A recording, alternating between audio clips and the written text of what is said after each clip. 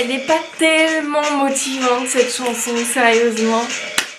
Hello tout le monde, je suis très contente de vous retrouver pour une nouvelle vidéo. Je voulais vous parler du sujet dont tout le monde parle, le Covid.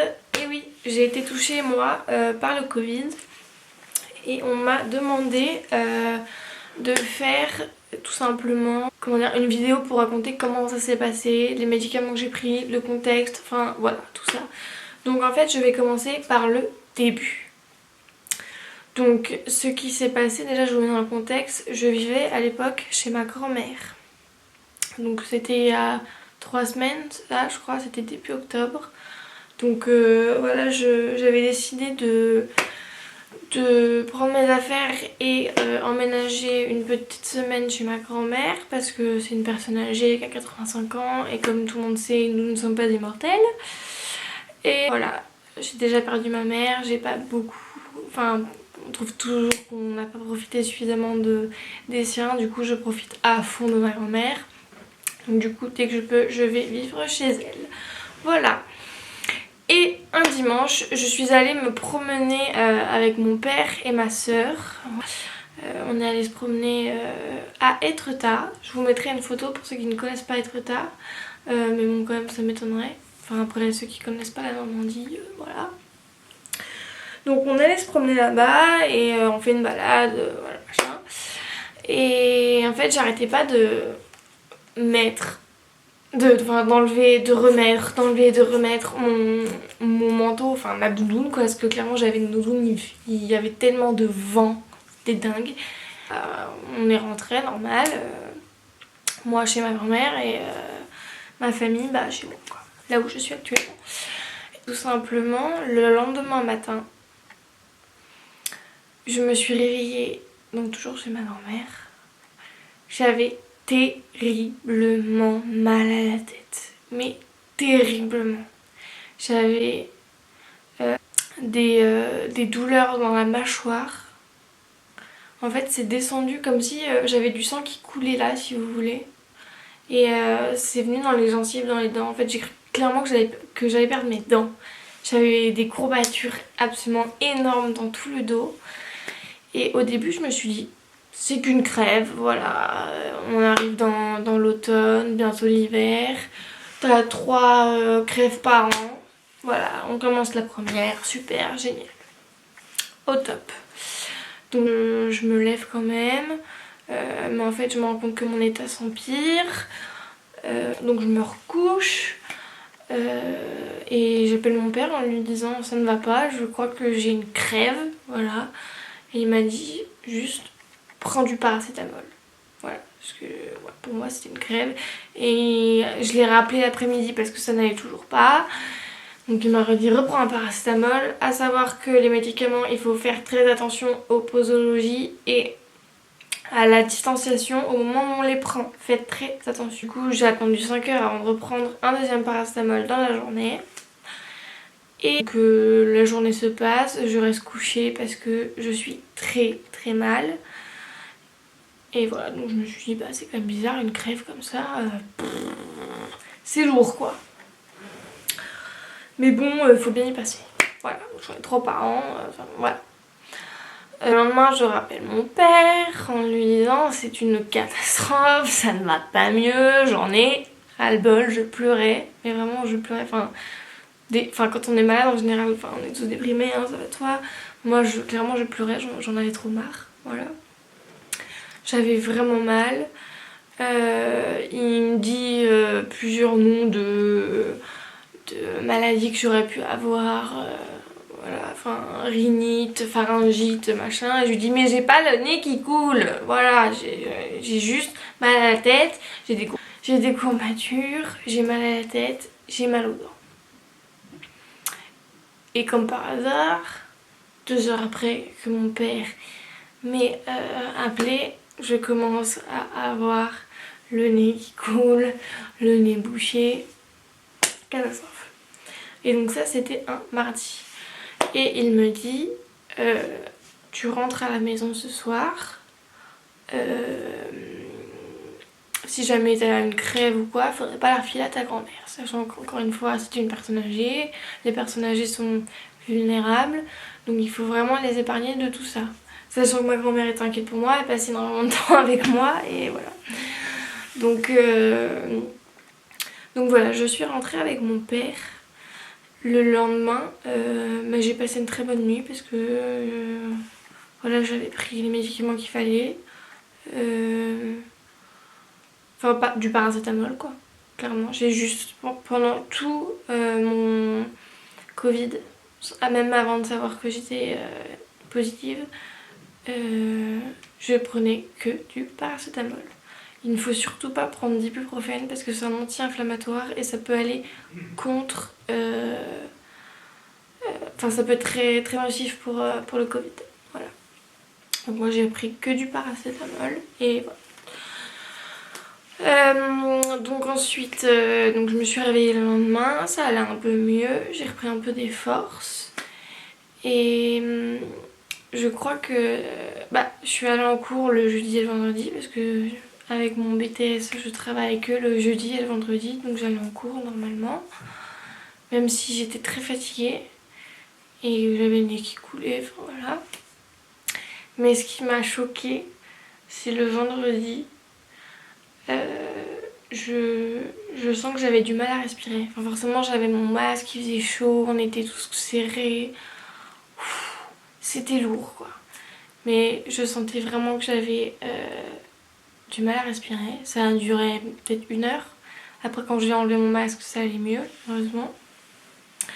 Mais c'était quand même pas très agréable. Donc là j'ai commencé à douter. Mais bon, comme j'étais chez moi, enfin je veux dire comme j'avais pas plus de symptômes que ça, voilà. Je me suis pas fait trop de films en fait.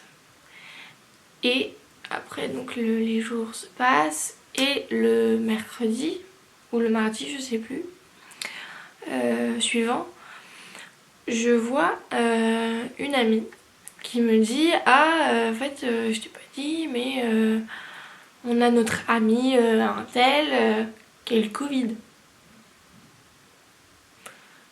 Alors qu'on est dans la même école, on fait pas la même formation mais qu'on est quand même dans la même école.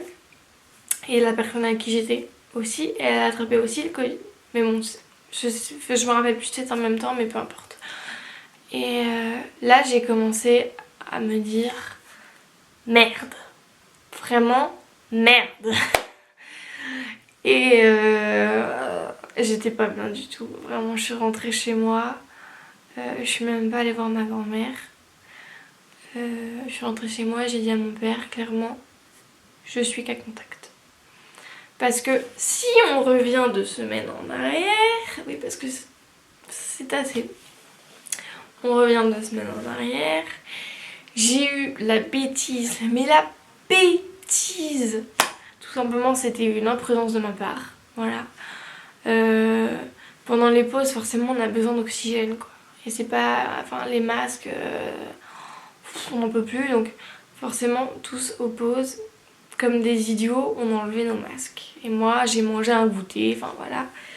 Et j'ai posé ma tête, peut-être 5 minutes, sur l'épaule d'une amie. Voilà, enfin de l'amie qui avait le Covid. Justement, elle était positive, elle ne le savait pas. J'ai posé ma tête sur elle. Et bam! C'était pour moi. Du coup, j'ai eu le Covid après. Donc j'ai eu exactement 5 jours enfin non pas 5 jours 3 jours d'incubation je crois et à peu près moi ça va assez vite parce que je suis assez fragile, du coup les maladies je les attrape en 2 secondes quoi, enfin, un délire.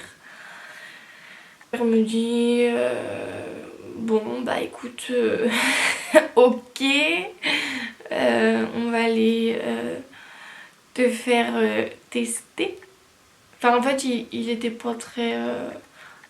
Enfin il se disait certes c'est pas mal que t'aies mis ta tête mais de là attraper le Covid quand même. Voilà. Je lui ai dit c'est pas compliqué. Soit je vais en cours et tu me dis j'ai aucun risque pour le jeudi et le vendredi, soit je vais faire un test et je ne vais pas en cours. Il m'a dit c'est peut-être mieux que tu fasses un test. J'ai pas précisé, et je pense que ce serait une bonne idée, que mon père est médecin. Voilà. Du coup, il m'a dit par précaution d'aller faire un test. Donc je vais faire un test. Nous étions mercredi, donc j'appelle l'endroit où enfin mon école, où je fais ma formation pour leur dire je suis cas contact. J'ai pas dit de quelle personne bien sûr. Du coup, je ne serai pas en cours en présentiel, mais en distanciel le jeudi et le vendredi étant cas contact. Voilà. Donc ils me disent pas de soucis, machin. Après, le jeudi fin de journée, je reçois les résultats et c'était marqué douteux. Mais à quel moment dans votre vie vous recevez les résultats où c'est marqué douteux?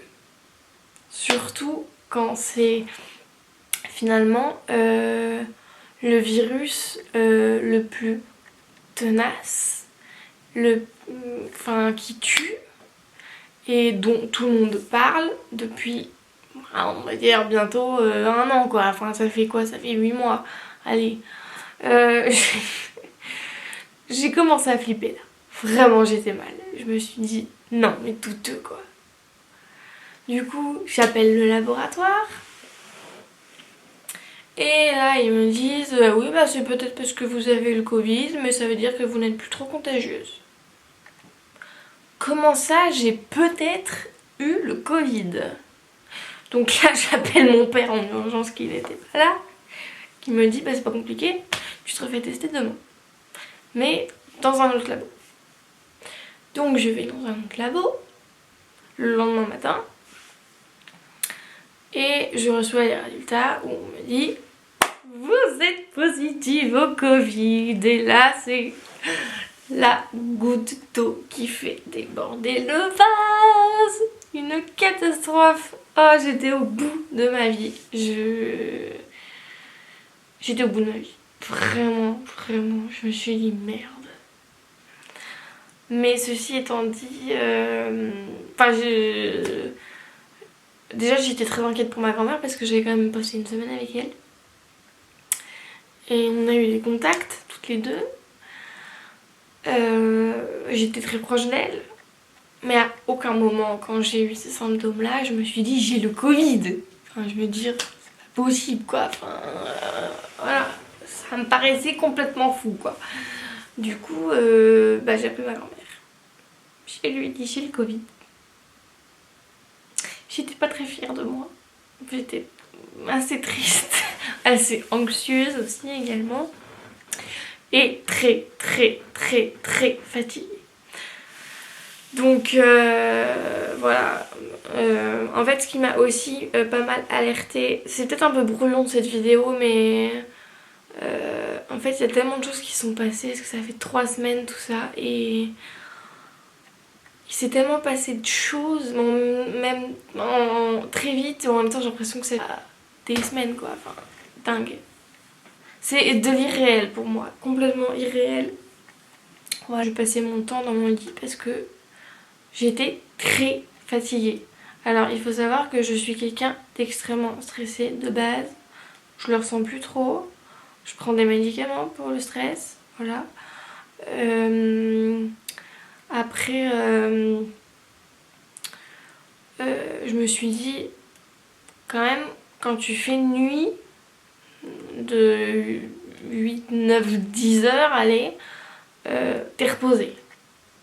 Moi, j'étais systématiquement épuisée. Mais en fait, je faisais 3 pas, j'étais crevée. Donc pour moi, je comprenais pas. Franchement, je trouvais ça vraiment trop bizarre. Et en fait, je vais vous dire un truc qui va vous paraître dingue, mais ça m'a soulagée de me dire c'est le Covid. Parce que si ça n'avait pas été le Covid, j'aurais dû faire d'autres analyses. Enfin, ça aurait été un schmilblick pas possible. Et du coup, de savoir que c'était le Covid, je me suis dit ok, en fait, t'as juste à te reposer et à prendre du paracétamol quand t'as mal quelque part. Voilà. J'ai fait ça pendant une semaine. en sachant que j'ai pas réussi à avoir mon médecin traitant qui n'est évidemment pas mon père. Ce n'est pas recommandé d'avoir son médecin, enfin d'avoir son père comme médecin parce que c'est pas toujours objectif. Du coup j'essaye de joindre mon médecin, la secrétaire dit ah bah désolée elle est en vacances. Bah j'avais envie de dire c'était pas le bon moment. Voilà. Clairement c'est mon père qui s'occupait de moi pendant ce temps-là et je le remercie hier parce que pour lui non plus c'était pas évident de savoir que sa fille a le Covid et ne pas le choper lui-même. Donc forcément il a fait un test lui aussi pour voir s'il n'avait pas chopé. Enfin bon bref, enfin, toute ma famille s'est fait tester de toute manière. Et très grosse fatigue, des courbatures. J'arrivais pas à marcher, enfin je marchais pas en fait, je restais dans mon lit tout le temps parce que c'était impossible de marcher. Qu'est-ce que j'avais d'autre? La mémoire aussi, bah, c'est toujours là, c'est dans les séquelles ça aussi. Je n'ai plus de mémoire. Mais quand je vous dis plus de mémoire, c'est vraiment plus de mémoire. Un délire. J'avais le nez enrhumé aussi, le nez qui coulait. Voilà. Tout ça. Après, est-ce que j'en oublie? Bah, en fait, je me sentais mal partout. J'avais des frissons. Par contre, j'avais encore le goût et l'odorat. Voilà, ça c'est deux aspects du Covid que je n'avais pas. C'est pour ça que j'étais pas spécialement inquiète. Mais tout le reste, j'avais mal à la tête. J'avais très mal à la tête aussi. Ça, je crois que je l'ai pas suffisamment dit, mais ça fait très mal à la tête. Et je dormais tout le temps. Tout le temps. Je crois que je faisais à peu près 2 à 3 siestes par jour, quoi. En plus de la nuit. C'est vous dire. C'est vous dire l'intensité de la fatigue. Mais après, l'assurance maladie qui m'a téléphoné, qui a recensé toutes les personnes forcément qui étaient cas contact, voilà. Enfin bon, ça, j'imagine que vous le savez tous. Enfin, je pense, logiquement. Voilà. Et maintenant, depuis hier, je suis heureuse de me dire je n'ai plus le Covid. Alors, il faut savoir un truc. L'assurance maladie, enfin la personne que j'ai eu au téléphone m'a dit que même si au bout de 2 semaines vous allez vous faire tester et que on vous dit ah bah vous êtes encore positive, ça veut pas dire que vous l'êtes vraiment. Ça veut dire juste que vous avez des, ben, pas des cellules mais un peu du microbe dans le nez si vous voulez, parce que forcément c'est pris dans le nez. Mais vous avez encore des petits microbes du Covid quoi, qui sont encore présents dans votre nez, mais vous-même, vous n'êtes plus contagieux. Voilà, vous n'êtes plus contagieux, vous n'êtes plus contaminé. Voilà, moi c'est ce qu'elle m'a dit. Alors moi ça fait... Bah, hier ça faisait 2 semaines que j'avais tous ces symptômes. Mais elle m'a dit ça sert à rien d'aller vous faire tester parce que moi j'ai eu plusieurs personnes qui m'ont appelé en me disant je comprends pas, je suis encore positive au bout de 2 semaines. Ce n'est pas possible. Vous n'êtes plus positif. Enfin vous êtes positif parce que vous avez des trucs dans le nez et encore de Covid. Mais en soi vous n'êtes plus contagieux ni contaminé. Donc ça veut dire que vous pouvez très bien aller retravailler. Moi malheureusement je suis plus contagieuse et plus contaminée. Enfin heureusement, mais je veux dire on est confinés là donc ça change rien pour moi au final parce que je reste quand même chez moi, je peux pas aller voir mes amis, je peux pas retourner à l'école, voilà. Et voilà, donc c'est pas marrant, c'est vraiment quelque chose de difficile, vraiment ça a été très très dur, je vais pas vous mentir, c'était une période très très compliquée où j'ai pleuré, où j'avais mal, où j'étais inquiète, voilà tout ça. J'avais un mal fou pendant les cours à suivre. Il y a des moments clairement, je vais pas vous mentir, je m'endormais, je me réveillais, il n'y avait plus personne. Donc voilà, clairement c'était très compliqué pour moi. Après, il faut savoir que quand on n'est plus contaminé, ça veut pas dire qu'on n'a pas des séquelles. Moi, j'ai des séquelles, je suis encore très fatiguée. Encore cet après-midi, je suis allée me promener avec mon père. J'ai pu me promener 20 minutes. Et après j'avais les jambes qui tremblaient, j'étais crevée. Voilà. On est toujours très fatigué. Et moi j'ai une perte de mémoire assez dingue, due à la fatigue sûrement. Et c'est quelque chose qui est angoissant. Je vais vous le dire honnêtement, c'est quelque chose qui m'angoissait, voilà, enfin qui m'angoisse toujours d'ailleurs. Et ça m'a frappée parce que je vais vous raconter une anecdote. J'ai une personne que je connais, que j'avais pas vue depuis très longtemps, que j'ai revue en cam, et qui m'a demandé ce que je faisais dans la vie maintenant. Je n'étais absolument pas capable de lui dire ce que je faisais. J'ai mis 5 minutes, j'ai réfléchi et je me disais, qu'est-ce que tu fais déjà toi? Voilà. Pendant 5 minutes. Et je me suis dit, merde. Voilà. Et plein de choses comme ça, enfin, même pendant des contrôles où on a révisé, on se souvient plus. Alors après vous allez me dire oui ça c'est normal, ça arrive, c'est parce que t'as pas assez révisé. Non, c'est juste parce que le cerveau il est tellement brouillé encore par la fatigue et par la maladie que voilà, on n'est pas encore frais quoi, on n'est pas encore opérationnel à reprendre une vie. Alors certes on peut danser, on peut être hyper, enfin presque en forme je dirais, mais on peut avoir des ups et on peut avoir des downs aussi. Il y a des jours, moi je vous dis je pleure, je reste dans mon lit, je suis crevée, j'en ai marre en fait, voilà. Et il y a d'autres jours comme aujourd'hui où j'ai pu aller me promener avec mon père, j'ai pu travailler mes cours, où j'écoute de la musique, où je prends un bain, machin, et il y a d'autres moments où ça va plus. Voilà. Donc faut pas croire que ah bah tiens elle a plus le Covid, c'est bon, elle peut tout faire, machin. Non, croyez pas ça. Parce que c'est pas vrai. Voilà. C'est hyper fatigant. C'est une maladie qui est encore une fois tenace et qui vous libère pas en 2 semaines. Ni en 1 semaine, ni en 2 semaines, ni en 3 jours, ni voilà. Ça met énormément de temps. Là je vais rentrer dans ma 3e semaine où je suis très fatiguée.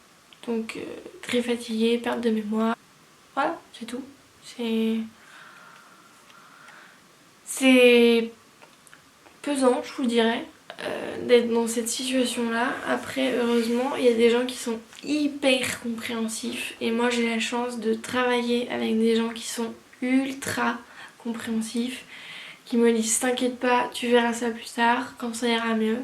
Et ça, c'est un vrai bonheur de se dire qu'on est entouré par des gens qui sont compréhensifs. Si vous avez des gens qui sont pas compréhensifs, ils sont cons. Voilà, tout simplement. Voilà. C'est, je pense, tout ce que j'avais à vous dire. Je suis désolée, j'ai mon appareil photo qui s'est coupé. Du coup, je vais continuer sur mon téléphone. Du coup, je vous disais que je vais m'arrêter là sur le sujet parce que je pense que j'ai à peu près tout dit. Mais une petite dernière chose, prenez vraiment cette maladie au sérieux et mettez vos masques, protégez-vous, ne vous faites pas la bise, ne vous serrez pas les mains, ni quoi que ce soit. Prenez vos distances parce que je vous jure que quand ça vous touche, vous, quand ça touche votre famille, on voit les choses complètement différemment. Je peux vous assurer, on dit toujours ouais ça arrive aux autres, moi ça m'est arrivé et je peux vous assurer que pendant 2 semaines et encore maintenant je m'inquiète pour ma grand-mère, même si bien sûr elle n'a rien, mais